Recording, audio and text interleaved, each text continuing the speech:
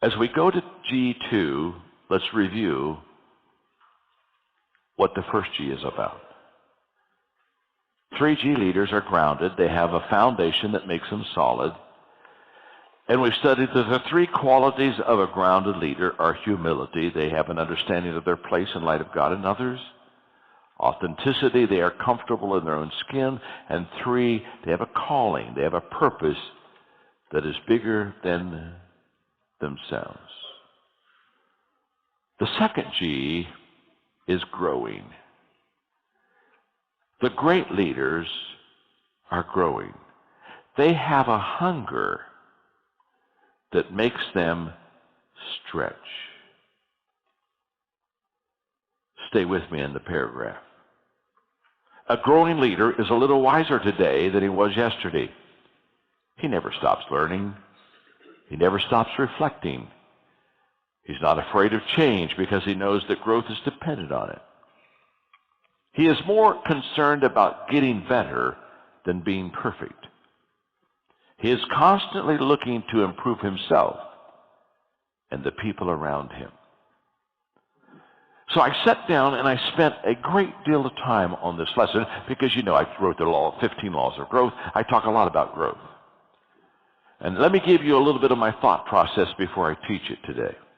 As I thought about you and how important you are to me, and I thought about the vitality that growth brings, I began to ask myself, what are the areas that a person has got to make sure that they grow in? I suppose we can grow in a lot of areas, but if you're going to be really good, you got to get it down to a few areas where you say, these are essential to my success, and what are they? And so I had the most wonderful day. Margaret and I have a cottage up in Highlands, North Carolina, and it's in the mountains, and it just lets me get away. And I took my legal pad, and I asked myself for an entire day, John, what are the essential elements? What are the essential areas that a person really needs to grow in to be successful? Let me give them to you. Number 1 is confidence. Confidence. I love this humorous thought on confidence that I have next. Confidence is the uplifting feeling you have before you truly understand the situation. Hey, by the way, show your hands. How many of you have been there before, huh? You just feel so confident and you feel so good, and you go, oops, oops, oops. Okay. Great leaders are confident in themselves. They're confident in their vision, and they're confident in people. And the result of that, confidence in themselves, their vision, and the people, the result of that is that the people have confidence in their leader. A confident leader gives people confidence. In fact, I'm going to do a whole lesson on this next statement, because when I had my legal pad and I was spending my day just thinking on this, I realized once I made this next statement that I was on to something, and I've got to go tap into my mind a little bit more and pull it out. We think of leaders sometimes and we think, oh, they're so charismatic. And we think of charisma as a personality. Listen to me very carefully, because what I'm going to say is going to help some of you. Confidence is the core of charisma. When you see a person that has charisma, the core of that ability to be free and open and enjoy their life, the very core of that is that they are confident in themselves. And I remember so well, let me tell you a quick story. I remember so well. This would be, this would be in the 1970s. And Margaret and I were going somewhere, and so I stopped at McDonald's. They didn't even have a drive-through then. I mean, it's where you got out of the car and you went in. And I wanted to get something to eat, and I wanted to get a Diet Coke. And so I went in and I asked for a Diet Coke, and I'll never forget, the girl behind the counter said, "We don't have Diet Coke, we just have Coke." And I said, okay. Then I'll tell you what, I don't want that. Just give me a cup full of ice. And she looked at me and said, "Oh, I don't think I can do that, sir." I mean, she's looking on her little deal, and there's no place where you punch a cup of ice. And so she said, "Well, she said, I don't think we could do that." And I smiled real confident at her, and I said, "Yes, you can." And I'll never forget. She looked at me and said, "Okay, okay." And she went over and she got a cup. She got it nice. She was happy as a clam. Gave it to me, and I thanked her very much.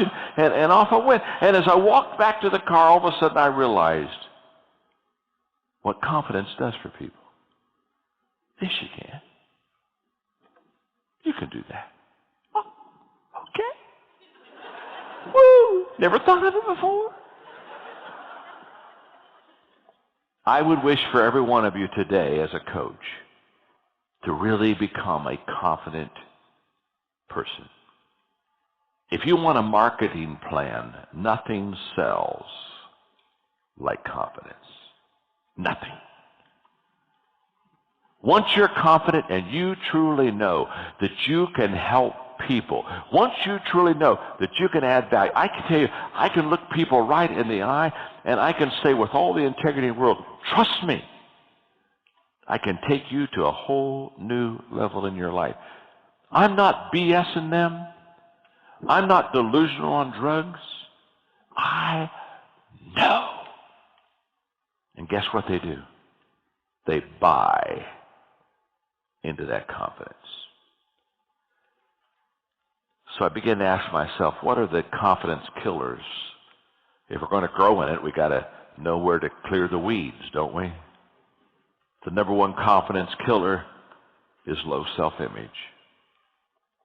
I don't think I can rises from a deeper, I don't think I am.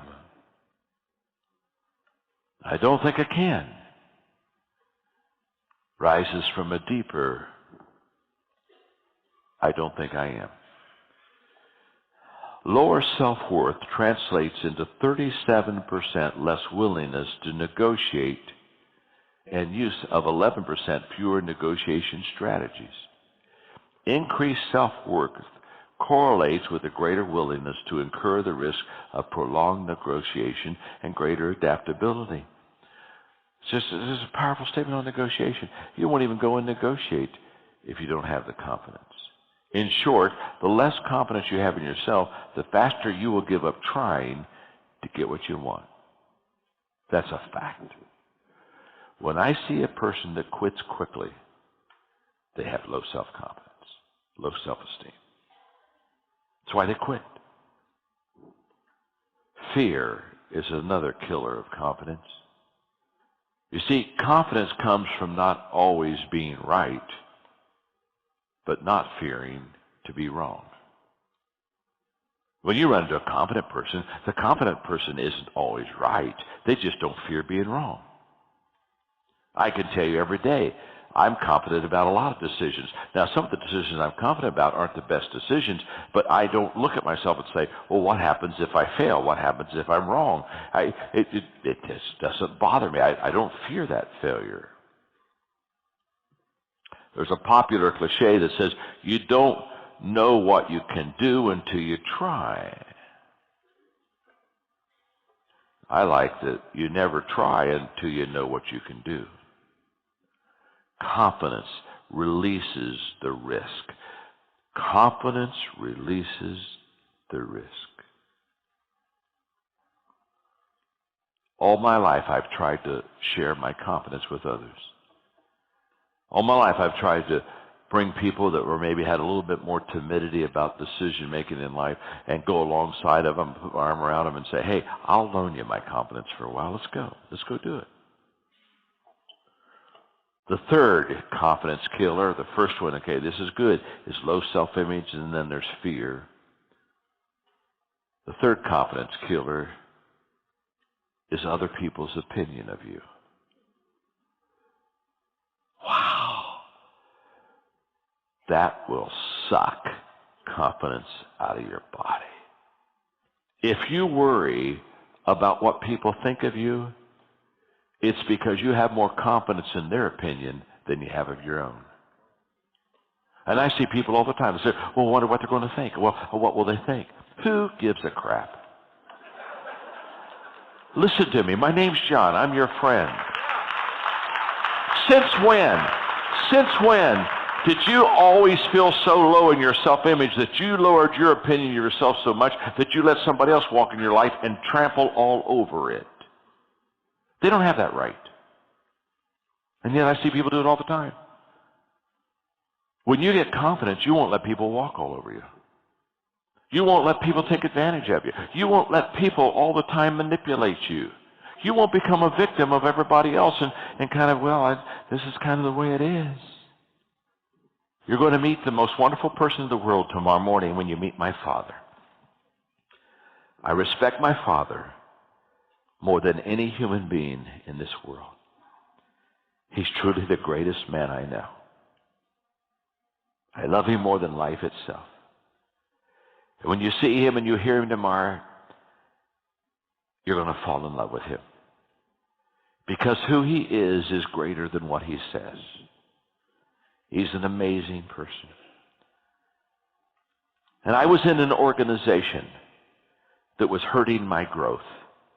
I was in an organization where negativity reigned and it was full of dysfunction. And I was a young kid who really wanted to make a difference.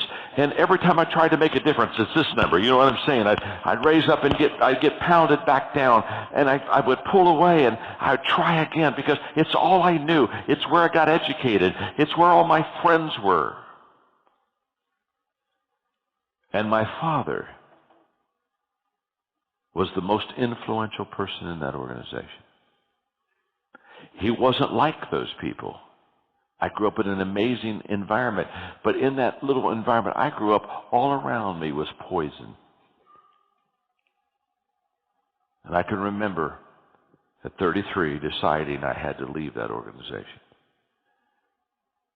It wasn't hard to leave the organization, but that meant I had to go to my father and tell him that I was going to leave what he loved and what he knew and what he had hoped for me.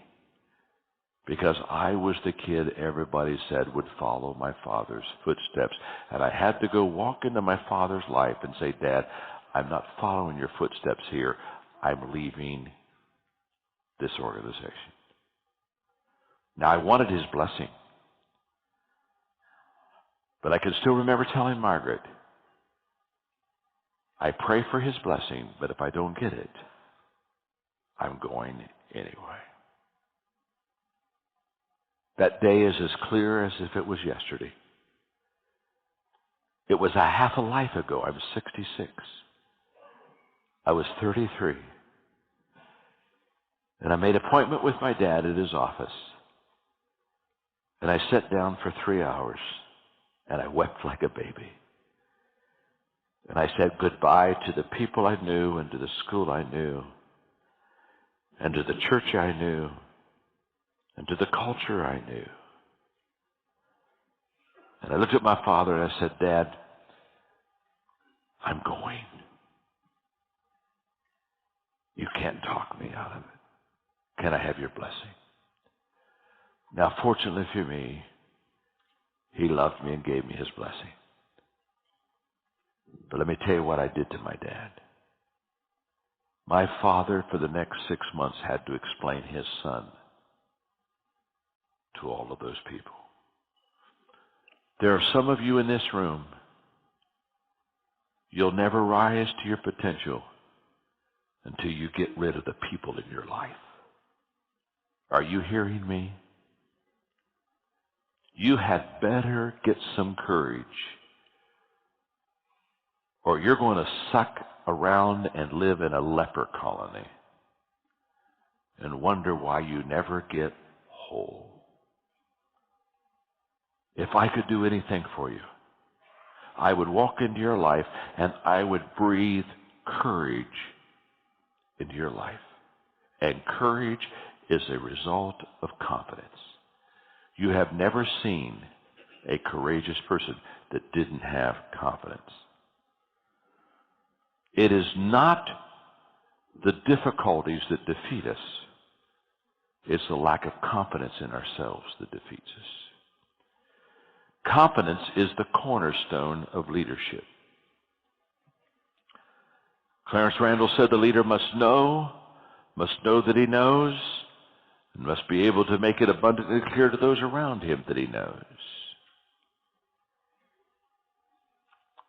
I was privileged when the Soviet Union was about to fall.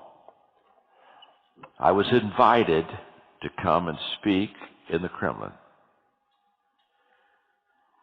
I was one of the first, maybe the first, but within question, one of the first 2 or 3 people to go into the palace inside the Kremlin and speak words of freedom and liberty to a country that had 70 years of dictatorship and oppression.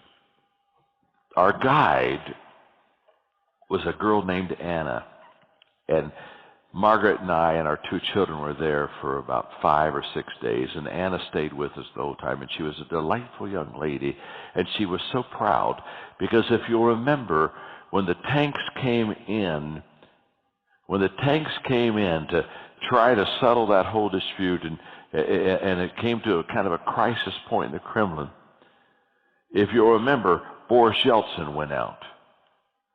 And here's the story. When those tanks came in from the army, they were under the order to arrest Boris Yeltsin. And Boris Yeltsin walked out, climbed on that first tank, opened the hatch, and shook the guy's hand and said, "I want to thank you for coming over on our side and helping us free the people." And the commander said his confidence caught us unaware. And when he left, we talked among ourselves and decided to help him. It's one of the great confidence stories that has ever been done and told in the history of mankind. Now, that's what confidence will do for you. Confidence will allow you to go on top of a tank, open the hatch, and thank the guy that was there to shoot you for joining your side. I love that story. Every time, and Anna, our little Anna guy, she would just cry, and she said, "I was there. I was in the square the day that it happened." And I love that. Confidence stimulates creativity that discovers answers. Confidence will stimulate a creativity that will discover the answer. Teddy Roosevelt said, whenever you're asked if you can do a job, tell them, "Certainly I can," and then get busy and find out how to do it.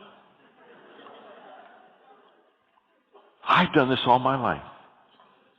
There's never been a week go by in my life I haven't told somebody yes and smiled and shook their hand and then walked away and said, "Now I got to figure out what to do. My gosh, I just said yes. I wonder how I do this." The second thing that you need to grow in, confidence will change your life. The second area is courage. And I would like you to consider these thoughts about courage today. Courage is the willingness to let go of the familiar.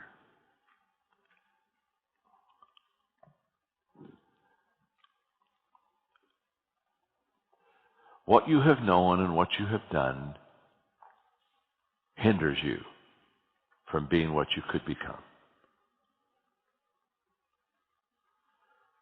Life expands or shrinks in proportion to your courage. Stay with me in your notes now. Many, many great things have begun with a single act of courage throughout history and today.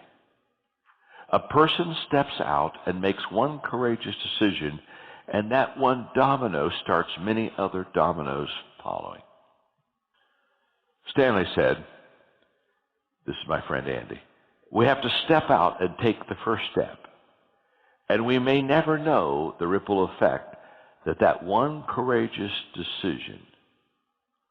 Catalyst leaders, your decision is to do something courageous, and it may result in something greater than you ever imagined. Step out.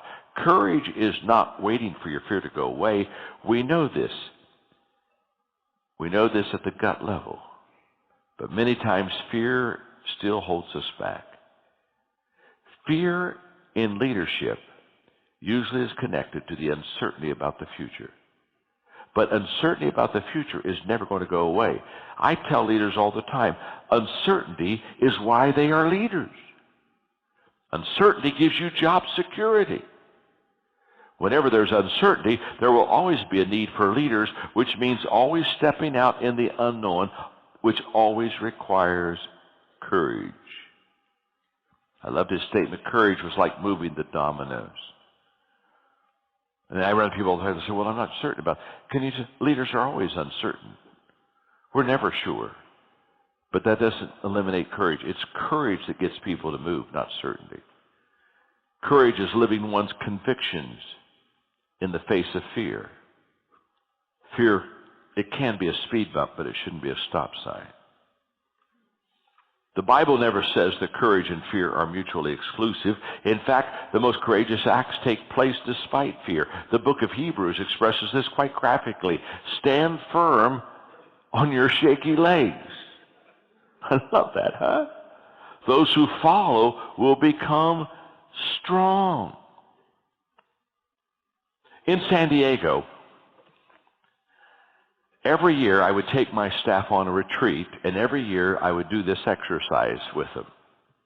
New staff members that had come on during that year, I would give them the plaque, and the plaque would say, I don't have to survive. And I would tell new staff members, you're on staff not to play it safe. You don't have to survive here. You don't even have to live. But be courageous. In Acts chapter 20, here's what Paul said. I feel compelled to go to Jerusalem. I'm completely in the dark about what will happen when I get there. I do know it won't be any picnic. For the Holy Spirit has let me know repeatedly and clearly that there are hard times and imprisonment ahead. Here's your phrase. But that matters little. What matters most to me is to finish what God started. The job that Master Jesus gave me and letting everyone know that I meet, that know about this incredible, extravagant generosity of God. I was sharing in one of my Q&As yesterday that we have fear and we have faith, and the stronger emotion will always win. If my faith is stronger than my fear, which is positive, then I'll do the things that faith requires. If my fear is stronger than my faith, I'll always do the things that fear requires. You got to feed your faith. You got to starve your fear. This is one of my favorite leadership quotes by Nelson Mandela. This was given before he went to prison in 1964. Nelson Mandela said, during my lifetime, I've dedicated my life to the struggle of the African people. I have fought against white domination, and I fought against black domination. I've cherished the ideal of a democratic and free society in which all people live together in harmony and have equal opportunities. It's an ideal which I hope to live for and to see realized. But my Lord, he's talking to the judge, if it needs be, it's an ideal which I am prepared to die. Courage is the door that can only be opened from the inside. Someone on the outside can't do this for you. You gotta open it from the inside. This means only you can do it. And you can do it. This was difficult for me because I was so relationally driven in my early years. I just wanted everybody to love me. I just wanted everybody to like me. And I could tell you story after story of bad leadership decisions I made in my early years because I just wanted peace. I just wanted everyone to think well of me. I just wanted everybody to smile. And I can tell you stories of compromises I made, stupid decisions I made, because I just wanted approval. I was so relationship driven that I just it was just, I just couldn't make a hard decision because what would somebody feel or what would somebody do or what would somebody think? Now you see me at this age. You have no idea how easy it is for me to look you in the eye and tell you the truth and not flinch nor care. I didn't get this way overnight, but I did get this way because there came a day in my life that I decided that I wanted to be a leader, not a clown. And my job was to help people, not make them happy. There came a day in my life when I quit doing Disneyland with people. Okay? Courage is the most important of all virtues, because without it, you can't practice any other virtue with consistency. People don't follow titles, they follow courage. Boy, do I love that quote. Isn't that beautiful? Number 3, one more. The third area of growth that I would like you to grow in: confidence, courage. Number 3, decision making. Decision making is so essential to success. And the reason I guess I'm pressing on that a little bit is because they're just now in Atlanta building the John Maxwell Leadership Center. And I don't talk about that very much just because I don't talk about that very much. But if you go up 85 in Atlanta, getting into the Sugarloaf, Gwinnett area where the Gwinnett Convention Center is, if you look off to the left, there's a big building being built right now that will be completed by the end of this year. It'll be the John Maxwell Leadership Center. It's a $27 million building that other people raised money for. I didn't raise a dime for it. It's going to be the state of the art as far as communication. The box that they have built for me holds 250 people. Is going to do all the recording, all the sound, all the major technology. The box itself costs $10 million. State of the art.